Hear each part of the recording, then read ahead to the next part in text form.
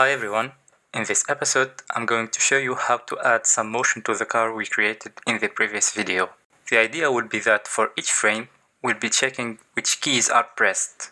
If the up arrow key is pressed, we will go forward. If the down arrow key is pressed, we will go backward, and so on. We will add another method to gradually decrease the velocity whenever arrow keys are released. At the end, we're calling an update method so we can update car coordinates. So let's focus on going forward for the moment. First thing to do is to define few properties. A velocity and an acceleration which will be set to 0 by default. A max velocity which represents the max speed your car can reach. A max acceleration that cannot be exceeded.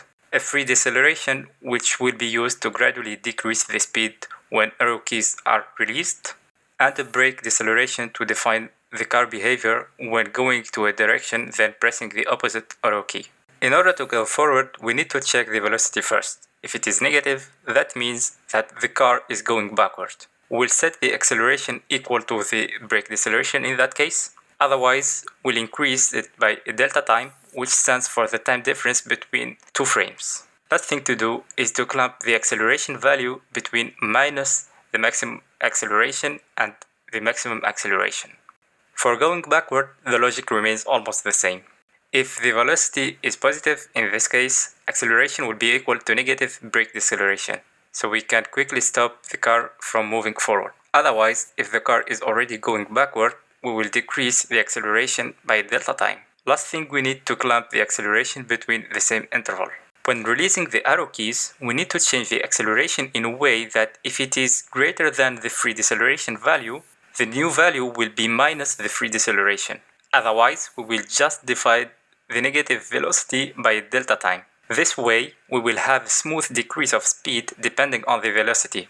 So basically, if the car is moving at a higher speed, the deceleration will be greater. When the car is moving slowly, it will smoothly decrease the velocity until reaching 0.